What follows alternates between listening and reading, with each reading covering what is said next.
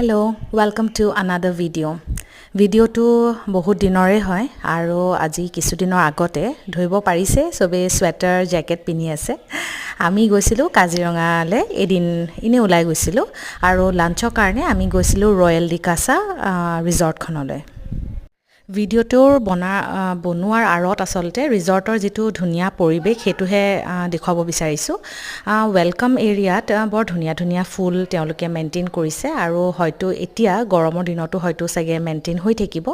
আৰু ইন্টেৰিয়ৰ যিখিনি এৰিয়া বৰ ভালদৰে তেওঁলোকে সাফ চিকুণকে ৰাখিছে আৰু যি সকল টুৰিষ্ট যায়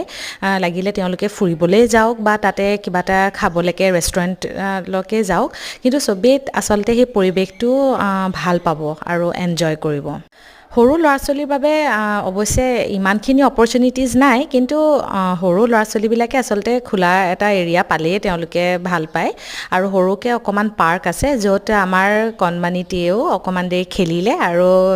হিও আসলতে খুব ফূৰ্তি কৰিলে এইখিনি জায়গা যিখিনি আপোনালোকে দেখি আছে এইখিনি হৈছে ভিতৰ এৰিয়াটো এটা ডাঙৰ গ্ৰাউণ্ড আছে আৰু কিনাৰে কিনাৰে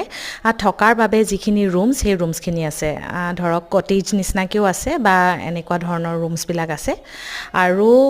তেওঁলোকে যেনে ধৰণে মেইনটেইন কৰি আছে মই হেতুহে দেখুৱাব বিচাৰিছো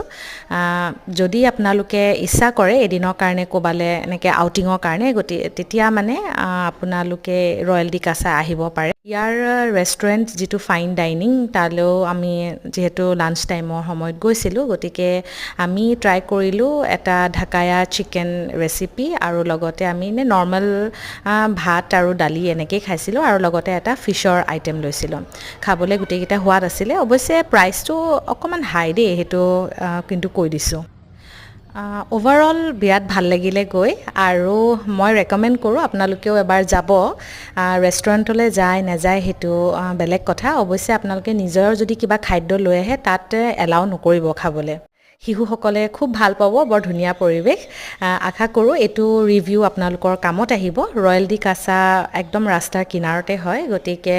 লোকেট কৰিবলৈ বিৰাট সহজ হয় আশা কৰো আপোনালোক ভালে আছে আজিলৈ আহিছো বাই